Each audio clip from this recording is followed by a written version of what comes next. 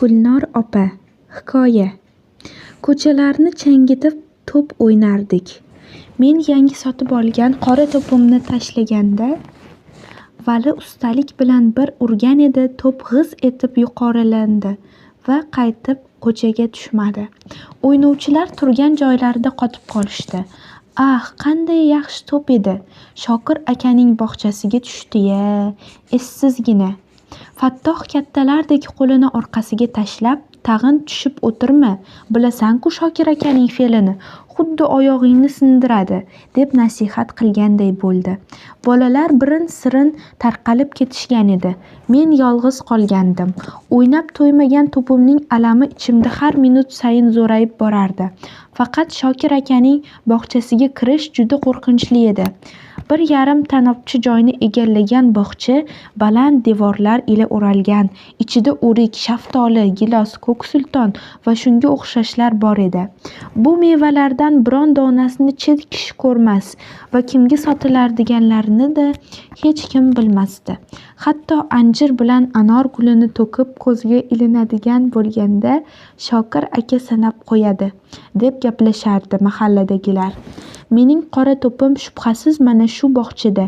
Faqat qanday qilib olish mumkin? Shunday kishining bog'chasiga to'p qidirib tushish hazil gap emasdi. Men ko'p o'yladim. Axir tushishga qaror qilib, qulay bir joy axtara boshladim. Jin ko'chadan bog'chaga kirib ketadirgan ariqning ombori biroz katta bo'lib qolgan ekan. Ishtonimni tizzamga qadar ko'tarib, omborga bosh tiqdim. O'tish qiyin bo'ldi. Devorni qo'lim ila uvalab teshikni katta qildim-da, sekingina o'tdim. O't orasiga biqinib har yoqqa qarab oldim. Bog'cha jimjit. Rang-barang kiyimlarga belangan kelinchak gullarning ustida jimjima qafasdonli savadonlarni va bog'chani poylagan kabi har yoqqa tez-tez qarab qo'yardim. Butun diqqatimni ko'zimga to'plab qidirishga tutindim. To'pimni ombordan 20-30 qadam narida o't orasidan topdim. Ko'nglim tinchidi. Qaytishga hozirlanib atrofga bir qaragan edim. Devorga chirmashib o'sgan tokning tagida Shokir akaning qizi Gulnor opa ila turdi sartaroshning o'g'li Asadga ko'zim tushdi. Darrov o't orasiga cho'zildim. Shokir aka yo'q ekan, bular bu yerda, dedim-da yotaverdim. Gulnor opaning ustida biroz to'zishga boshlagan atlas ko'ylak, sarpinka ro'mol yelkasida. To'la oppoq bilagi Asadning bo'yniga o'ralgan. Dam Asadning chiroyli yuziga qaraydi. Dam boshini yigitning keng, kuchli ko'kragiga qo'yadi. Asad bir qo'li ila Gulnor opaning beliga tushgan qora sochlarini silar. Yuzlaridan uzilmagan gulni hidlagan kabi sekin-sekin o'par va nimalarnidir so'zlardi. Menga anglashilmagan bir sirning og'irligi ko'kragimni siqar. Yashil o'tlar orasiga ko'milgan boshimda shu butun diqqatimni ko'zimga to'plab qidirishga tutindim. To'pimni ombordan 20-30 qadam narida o't orasidan topdim. Ko'nglim tinchidi. Qaytishga hozirlanib atrofga bir qaragan edim. Devorga chirmashib o'sgan tokning tagida Shokir akaning qizi Gulnor opa ila turdi sartaroshning o'g'li Asadga ko'zim tushdi. Darrov o't orasiga cho'zildim. Shokir aka yo'q ekan, bular bu yerda, dedim-da yotaverdim. Gulnor opaning ustida biroz to'zishga boshlagan atlas ko'ylak, sarpinka ro'mol yelkasida. To'la oppoq bilagi Asadning bo'yniga o'ralgan. Dam Asadning chiroyli yuziga qaraydi. Dam boshini yigitning keng, kuchli ko'kragiga qo'yadi. Asad bir qo'li ila Gulnor opaning beliga tushgan qora sochlarini silar. Yuzlaridan uzilmagan gulni hidlagan kabi sekin-sekin o'par va nimalarnidir so'zlardi. Menga anglashilmagan bir sirning og'irligi ko'kragimni siqar. Yashil o'tlar orasiga ko'milgan boshimda shu vaqtgacha yashirinib yotgan fikrlar uchqunlanar edi. Ko'chadan o'tgan har bir qizning paranjisidan tortish, hatto hassaga suyalgan kampirlarning bandagini boshiga ilishdan zavq oluvchi to'polonchi ko'nglim bunday fursatdan foydalanmayin jimgina chiqib ketishga maslahat qilmasdi. Ularni bir cho'chitish lozim-da. Bitta-bitta emaklab omborga yaqinlashdim-da, Gulnor opani bilib oldim deya qichqirishim ila Asad bir nimadan qattiq hurkib arqonni uzgan ot kabi o'zini bir yoqqa otdi. Qo'li qaltirar, kuch yo'q, baland devorga sakraydi, yiqilib tushadi.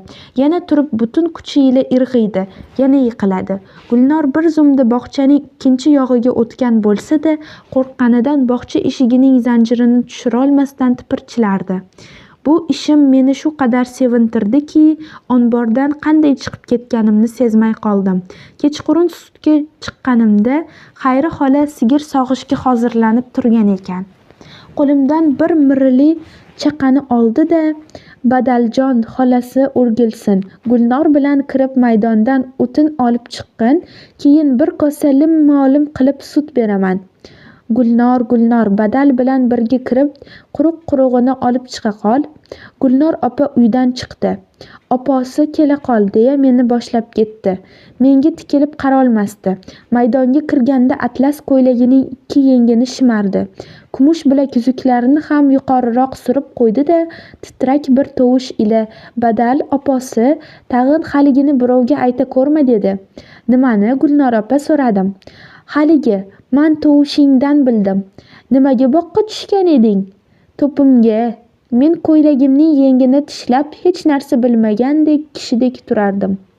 Shundoq qo'rqib ketdimki, qo'l oyog'im bo'shashib yiqilayozdim, dedi Gulnor opa.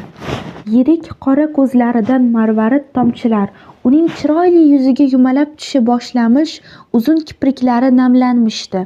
Yaxshiki uydagilar eshitmagan. Xayri xolang meni xuddi o'ldiradi-ya. Quyoshning so'ng nurlari baland daraxtlarning uchlarida porlaydi. Bog'chada qushlar shoxdan shoxga o'tib, kechani o'tkazish uchun o'ng'ay joy qidiradi. Qarshimda yig'lab va yalinib turgan Gulnor opa qalbimga ham g'urur, ham alam solardi. Gulnor opani qanday qilib ishontirishni bilmas edim. Yo'q, endi hech bilib oldim demayman. Hech kimga aytmayman, hech kimga. Yig'lamang. Gulnor opa, yig'lamang dedim. Tovushimda yalinish, o'tinish bor edi. Gulnor opa birdan sevinib ketdi. Uzun nozik barmoqlari ila yuzlarimni siladi. Oposi-ya, yaxshi ukam o'zi, deya erkaladi. Nimchasining cho'ntagidan 2 chaqim usti bir oz qirillangan qand olib berdi-da, ariq bo'yiga kelib ko'zlarini yuvdi. Maydondan o'tinlarni tashib bo'lgach, Xayri xoladan lim-molim sutni olib ko'chaga chiqdim. Nega muncha yalinadi, nega Xayri xola o'ldiradi deya o'ylab ketarkan, oqshom menga Gulnor opaning baxti erki kabi bo'sh va sirli ko'ringandi. 1930-yil 5-oktyabr